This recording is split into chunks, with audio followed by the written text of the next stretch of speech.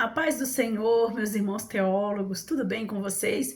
Espero que vocês estejam bem. Estamos aqui para gravar mais uma aula do nosso curso básico em teologia. E o tema de hoje é os livros proféticos. É isso mesmo. Estamos aqui para gravar as nossas aulas à distância para os nossos alunos do nosso curso básico em teologia, Missão para o Mundo. Em breve vamos estar transferindo as nossas aulas para o canal da própria igreja, a Missão para o Mundo. Por enquanto, estamos gravando aqui no meu canal do YouTube, que se chama Crescendo com a Bíblia, onde eu apresento curiosidades bíblicas. Se você gosta de curiosidades, se você tem muitas dúvidas, se inscreve aí no nosso canal, que em breve a gente tem muito assunto e muita curiosidade para passar para vocês. Por enquanto, ainda estamos aqui com a nossa série de estudos da teologia básica, para os nossos alunos que estudam à distância. Para quem não me conhece, meu nome é Sandra Raquel, sou pastora da Assembleia de Deus Missão para o Mundo, sou bacharelada em teologia, com pós-graduação em Novo Testamento. Estou preparada sim, viu? Para te ajudar, te esclarecer e para te ensinar. Se você tem gostado das aulas, tem acompanhado e ainda não se inscreveu, se inscreva. Se você é meu aluno, que também não se inscreveu, se inscreva para ajudar o nosso canal a crescer e a palavra de Deus ir para muito mais pessoas. Dê o like no final ou agora no começo, se você quiser, deixe comentários, vai ajudar o nosso canal. Tudo bem? Vamos começar? Nós vamos fazer aqui a nossa introdução dos livros proféticos. Eu mostrei a parte que nós vamos estudar, mas o que eu queria mostrar, na verdade, era a nossa capa. Eu sei que está aí ao contrário, mas é a nossa teologia básica, a Missão para o Mundo. Nossa introdução dos livros proféticos. Os livros proféticos do Antigo Testamento registram a mensagem de Deus transmitida por seus profetas. Eles têm como propósito chamar o povo à fidelidade, denunciar o pecado e anunciar a esperança da restauração. Os profetas não se limitam a prever o futuro. Eu sei que muita gente pensa que é isso, né? Se o indivíduo é um profeta, ele precisa prever o futuro, mas não necessariamente. São porta-vozes de Deus, comunicando sua vontade em contextos históricos específicos. Seus escritos abordam temas como justiça divina, a santidade de Deus, o arrependimento do povo e a promessa messiânica, apontando para a vinda de Cristo. Os livros proféticos são divididos em profetas maiores, que é composto por Isaías, Jeremias, Lamentações de Jeremias, Ezequiel e Daniel. Existem algumas divisões que juntam Lamentações de Jeremias com Jeremias, fazendo um livro só. Mas aqui nós vamos estudar separadamente. Profetas menores são 12. Oséias, Joel, Amós, Obadias, Jonas, Miqueias, Naum, Abacuque, Sofonias, Ageu, Zacarias e Malaquias. Olha que coisa linda! Nós vamos estudar cada um deles. Ou seja, para você que é meu aluno, que está comigo desde o início, nós começamos com Gênesis, estudando o Pentateuco, e nós iremos até Malaquias no nosso estudo. Ou seja, no final desses 4 meses, se não me falha a memória, você vai ter estudado o Antigo Testamento inteiro e ainda terá a sua apostila ainda com você para você consultar todas as vezes que você precisar. Em essência, os livros proféticos ensinam que Deus intervém na história, exige obediência e justiça, mas também oferece esperança e restauração para aqueles que permanecem fiéis à aliança. Vamos começar? Profetas maiores. E nós temos aqui a ilustração, como eu mostrei para vocês. Na nossa ilustração aqui, nós temos Isaías, Jeremias, Lamentações, Ezequiel e Daniel. Vamos começar com Isaías. Hoje vamos tentar falar pelo menos 3. Isaías, Jeremias e Lamentações. Isaías, filho de Amós, foi um profeta do reino de Judá, ativo durante o reinado de 4 reis. Olha que interessante. Deixa eu colocar aqui em cima para me ajudar aqui no meu espaço. ativo durante o reinado de 4 reis. Quais são esses reis? Uzias, Jotão, Acás e Ezequias, aproximadamente de 740 a 681 a.C. Ele era sacerdote e profeta, profundamente comprometido com a justiça e a santidade de Deus. Destacava-se por sua visão profética, que abrangia tanto o juízo quanto a esperança messiânica, ou seja, era um profeta completo. Vamos para o contexto histórico? Isaías profetizou em um período de grande instabilidade política e espiritual. O reino de Judá enfrentava ameaças do Império Assírio e convivia com idolatria e injustiça social. Sua mensagem visava corrigir o povo, alertar sobre o juízo divino e anunciar a esperança da restauração futura. Você vai observar em muitos dos profetas que nós vamos falar aqui, que muitos deles Deus cobrava a misericórdia e compaixão para com as pessoas. Muitos, dependendo da situação e do momento que está vivendo, pode ser um momento político, religioso, a maioria das pessoas tendem a olhar só para si, só para aquilo que lhe traz benefício. E Deus sempre cobrava a compaixão, a caridade, a você ver também o sofrimento do outro, a você observar se está havendo injustiça social, se o órfão está sendo ferido, se a viúva está sofrendo, se até o estrangeiro está sendo oprimido. Deus queria que nós não só olhássemos, no caso, o povo de Israel, trazendo agora, vamos assim, fazer uma aplicação para nós, que nós não só olhássemos para nós e aquilo que é próprio nosso, mas também olhar para o outro no sentido de o que eu posso fazer para te ajudar, principalmente se você vê que está tendo muita coisa errada. O tema central do livro de Isaías é juízo e salvação. Isaías apresenta Deus como justo e santo, que pune a desobediência, mas também oferece redenção e restauração por meio do Messias. E o outro tema também muito importante no livro de Isaías, que é um dos temas centrais dele, é o messianismo. O livro contém várias profecias sobre o futuro Salvador e o reino de Deus, incluindo o conceito do servo sofredor, que é lindo. O livro pode ser dividido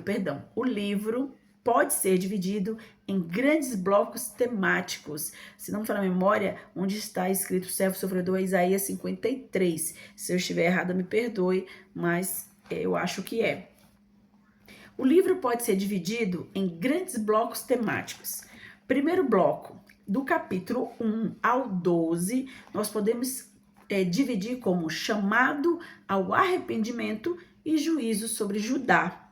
Os temas são pecado, idolatria, injustiça social, confiança em Deus, esperança messiânica. Os versículos chaves são Isaías, capítulo 1, versículo 18, que diz assim: venham, vamos refletir juntos, ainda que os vossos pecados sejam como escarlate, eles se tornarão brancos como a neve. Quem não lembra desse versículo, não é? O próximo bloco que eu posso dividir vai do capítulo 13 até o capítulo 27, que tem como tema profecias contra nações. O tema principal é juízo divino sobre a Síria, Babilônia, Moabe, Egito e outras nações. O versículo chave desse bloco é Isaías 19, 25, que diz assim: bendito seja o Senhor Deus, o Criador dos céus e da terra. O próximo bloco vai do capítulo 28 ao 39, que traz como tema advertências e esperança em Judá. O tema principal é orgulho humano, confiança falsa em alianças políticas e salvação futura. O versículo-chave é Isaías 30, versículo 15, que diz: em repouso e confiança está a vossa salvação, na tranquilidade e na confiança está a vossa força.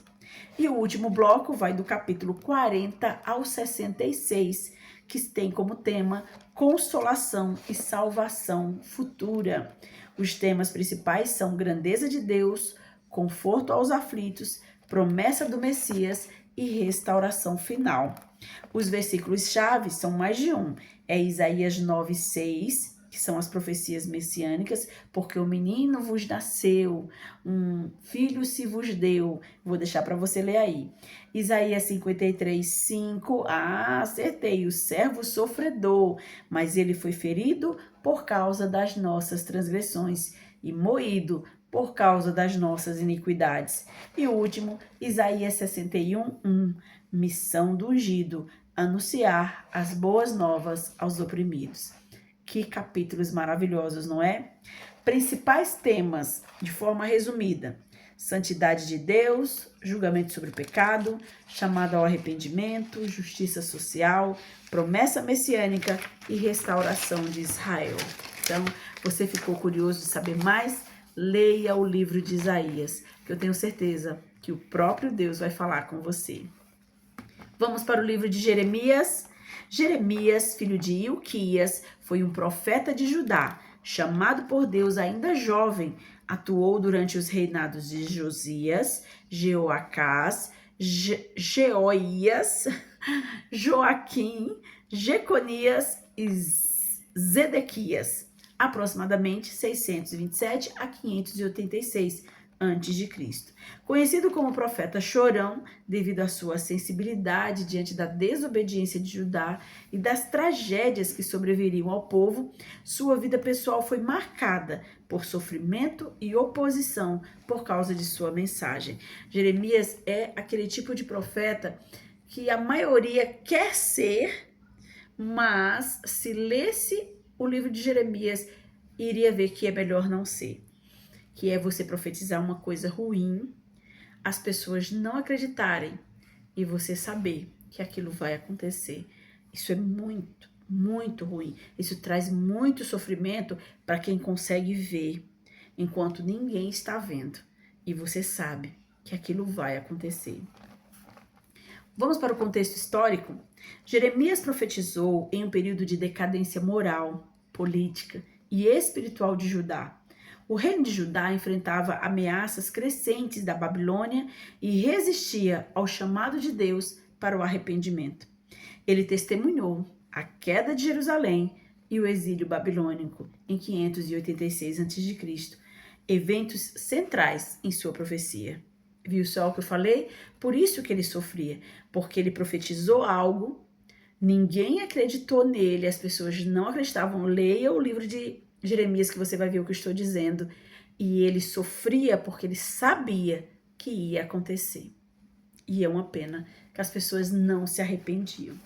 O tema central é advertência, juízo e esperança. Jeremias enfatiza a fidelidade a Deus, o pecado do povo e das lideranças e anuncia o inevitável juízo de Deus através do exílio.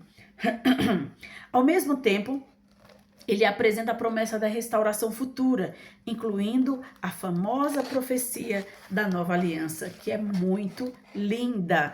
Mais para frente a gente vai ver. Quais são as estruturas principais e os temas? Do capítulo 1, é a primeira estrutura, até o capítulo 10, é chamado de Chamado e Advertência. Traz como título Chamado e Advertência. Os temas são vocação profética, santidade de Deus, pecado de Judá, idolatria e recusa do povo de ouvir. O versículo-chave é Jeremias 1, versículo 5, que diz assim: Antes que eu te formasse no ventre, eu te conheci, e antes que saísses da madre, te santifiquei. O segundo bloco vai do capítulo 11 ao 20, que traz como título confronto e oposição. O tema principal é rejeição da mensagem, perseguição aos profetas, tristeza e lamento de Jeremias. O versículo-chave é Jeremias 15:16, que diz: Achei as tuas palavras e as guardei, e o teu ensino foi o meu deleite. O próximo bloco vai do capítulo 21 ao capítulo 29 e tem como título Avisos e Julgamento Iminente. O tema é a queda de Jerusalém, cativeiro babilônico, falsa esperança em alianças políticas. E o versículo-chave é Jeremias 29:11, que diz: porque eu bem sei os pensamentos que penso de vós, diz o Senhor, pensamentos de paz e não de mal, para vos dar o fim que esperais. Ah, que palavra deleitosa, que palavra que traz conforto, afago, que te abraça e te dá alegria. O próximo bloco é do capítulo 30 ao 33, que traz como título Consolação e Promessas. Temas são restauração futura de Israel, retorno do exílio e nova aliança com o povo. O versículo-chave é Jeremias 31, do 31 ao 34, que diz assim: eis que vem dias, diz o Senhor, em que farei uma nova aliança com a casa de Israel e com a casa de Judá. Oh, como a palavra de Deus é como mel na nossa boca, que nos traz um sabor maravilhoso desse grande amor que esse Deus tem por nós. O próximo bloco vai dos capítulos 34 ao 45, que traz como título Juízo sobre Judá e Relato Histórico. Os temas são queda de Jerusalém, perversidade dos líderes, fidelidade de Deus àqueles que confiam nele. O versículo-chave é Jeremias 40, versículo 2, que diz assim: ora, o capitão da guarda levou Jeremias e lhe disse: o Senhor teu Deus pronunciou este mal contra este lugar. E o último bloco vão dos capítulos 46 ao 52, que traz como título Profecias contra a Nação e Relato Final. Os temas são juízo sobre nações vizinhas, como Egito, Babilônia, Moabe e outros, e confirmação da soberania de Deus, destruição de Jerusalém. O versículo-chave é Jeremias 50, 34, que diz assim: o Senhor, o Deus dos exércitos, Deus de Israel, diz: eis que eu castigarei o rei da Babilônia e o seu país. Jeremias profetizou aproximadamente entre 627 a 586, abrangendo o período anterior e durante o exílio babilônico. Seus principais temas, de forma resumida, é chamada fidelidade, juízo divino, sofrimento e oposição, esperança e restauração, e soberania e fidelidade. E para a gente fechar, vamos para Lamentações de Jeremias.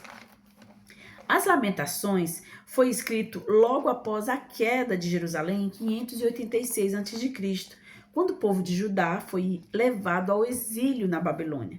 O livro surge como uma obra poética que registra o luto, o sofrimento diante da destruição da cidade e do templo, e refletindo a experiência traumática da perda de uma nação de sua identidade religiosa. Mais do que apenas narrar eventos, Lamentações é uma meditação sobre a consequência do pecado coletivo e a disciplina divina, oferecendo ao mesmo tempo uma oportunidade de reflexão e arrependimento para aqueles que permanecem fiéis a Deus. Leiam o livro de Lamentações, leiam estes livros que nós estamos estudando. Não tem como a gente se aprofundar muito aqui por causa do nosso tempo. Então eu fiz de uma maneira, para apresentar os livros, de uma maneira didática, pegando pontos principais, versículos principais, resumos, para que você tenha de forma resumida, mas abrangendo o livro todo, porém de forma resumida. Mas você lendo, a sua experiência de ler a Bíblia, ler estes livros, é outra coisa, é algo que vai entrar dentro da sua alma, vai penetrar dentro de você esta palavra e vai lhe trazer direção, conforto, meditação, vai lhe trazer momentos de você estar refletindo sobre o que aconteceu com eles e que muitas vezes pode estar acontecendo com você. No caso de Jeremias, mostra a experiência traumática desse povo, porque eles pecaram, porque eles passaram pela consequência de um pecado coletivo e a disciplina divina. Todos pecaram e todos pagaram pelo pecado. O contexto histórico, o tema central de Lamentações é o luto diante da tragédia e a esperança na misericórdia de Deus.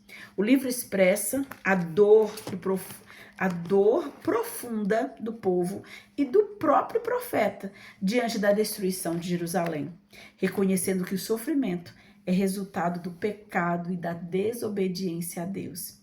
Ao mesmo tempo, ele reafirma que a fidelidade e a compaixão de Deus permanecem, mesmo em meio ao juízo, e convida o leitor à reflexão, a arrependimento e confiança na restauração futura. Mais para frente, a gente vai estudar Ezequias. E eu me lembro bem de um versículo que tem no livro de Ezequias, no livro de Ezequiel. No livro de Ezequiel tem uma profecia sobre a destruição de Jerusalém. E eu lembro que existe uma palavra que o Senhor diz assim, que ele gostaria de ter encontrado alguém que se posicionasse na brecha, intercedendo por esta cidade, por Jerusalém, para que a ira do Senhor, para que o seu furor se abrandasse. Mas ele não encontrou ninguém. Então, como Jeremias fala aqui em Lamentações, que em meio ao juízo divino, ainda assim ele agia com misericórdia. A estrutura e os principais temas. O livro é composto por 5 capítulos, todos em forma de poemas acrósticos. O que é um poema acróstico? É um poema que segue o alfabeto hebraico, exceto o seu último capítulo, que é o capítulo 5, refletindo a dor e a ordem literária hebraica.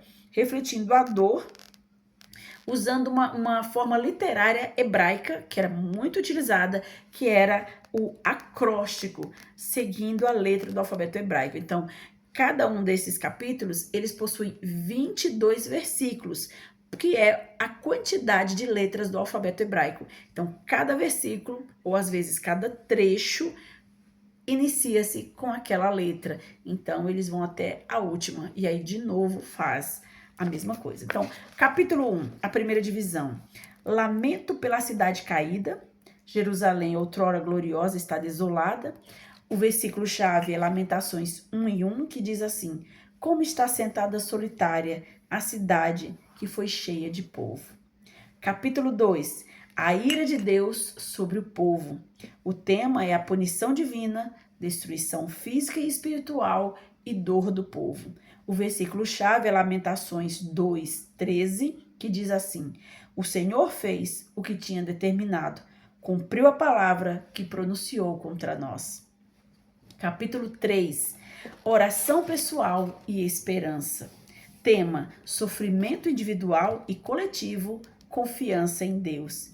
O versículo-chave está em Lamentações 3, do versículo 22 ao 23, que diz assim: as misericórdias do Senhor são a causa de não sermos consumidos, porque elas se renovam a cada manhã. Oh, glória! Capítulo 4, consequências do pecado e julgamento. O tema é fome, morte, injustiça e lembrança da destruição de Jerusalém.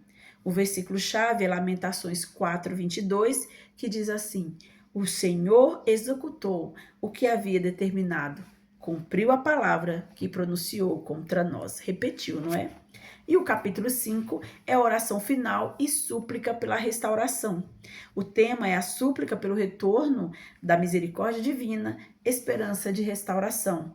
E o versículo-chave é Lamentações 5:21, que diz: torna-nos a trazer a ti, Senhor, e nos tornaremos.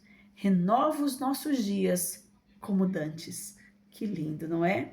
Os principais temas, e aqui a gente fecha, é o lamento profundo pela destruição e sofrimento do povo, reconhecimento do juízo divino, dor e arrependimento e sofrimento pessoal e coletivo, esperança na misericórdia e fidelidade de Deus, e um convite à reflexão espiritual da fidelidade de Deus.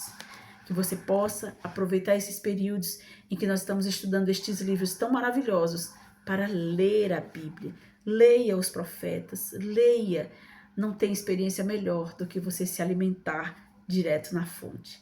Se você ficou com dúvida, não se preocupem. Cada um desses livros, eles possuem suas curiosidades. Deixa eu dar uma olhadinha aqui, que é um bônus que nós temos no final da apostila. Nós temos as curiosidades de cada um deles. Deixa eu aproveitar que eu ainda tenho alguns minutos. Está aqui curiosidades dos livros poéticos, mas eu vou passar para frente, porque agora nós estamos nos livros proféticos. Aqui sim, curiosidades dos livros proféticos, profetas maiores e menores. Vamos ver? Nós lemos 3 profetas maiores, vamos ler aqui 3 curiosidades. E era isso que eu ia falar. Se você tem curiosidade, tem dúvida, tem pergunta, escreve aí nos comentários que eu vou ter o maior prazer em te responder. Uma curiosidade de Isaías. Como Isaías morreu, olha só. Segundo a tradição judaica e relatos antigos, Isaías não morreu de causa natural, mas foi martirizado durante o reinado do rei Manassés, que era filho de Ezequias. A tradição diz que ele foi cerrado ao meio com uma serra de madeira, porque anunciou os pecados do rei e o afastamento do povo de Deus. Essa informação não aparece na Bíblia, mas é registrada em fontes como o Talmud e o livro de Isaías do século II e III. Essa curiosidade mostra que Isaías viveu sua mensagem até o fim, pagando o preço de pregar a verdade em tempos de grande corrupção e idolatria. É assim que os profetas viviam naquela época. Ainda tem gente que quer ser profeta hoje, né? Jeremias agora, curiosidades de Jeremias. Jeremias também não morreu naturalmente. A tradição histórica aponta que Jeremias não morreu naturalmente, mas foi assassinado pelo rei Joaquim ou levado ao Egito, depois de pregar contra a corrupção e a idolatria do povo de Judá. Sua vida e morte reforçam sua imagem de profeta sofredor, que denunciou injustiças mesmo sob ameaça de morte. E vamos agora para as curiosidades de Lamentações. Lamentações está profundamente ligado aos cultos fúnebres em Jerusalém. O livro de Lamentações está profundamente ligado a estes cultos fúnebres, pois ele era recitado durante o jejum anual em memória da destruição do templo. Cada capítulo, escrito em forma de acróstico, que eu já expliquei antes, ajudava o povo a transformar luto em reflexão espiritual, sendo usado como liturgia nas cerimônias de luto e de arrependimento. Gostaram dessas curiosidades? Querem saber mais? Ou você mesmo tem alguma para compartilhar conosco? Deixa aí nos comentários. E até a próxima aula. Que Deus abençoe.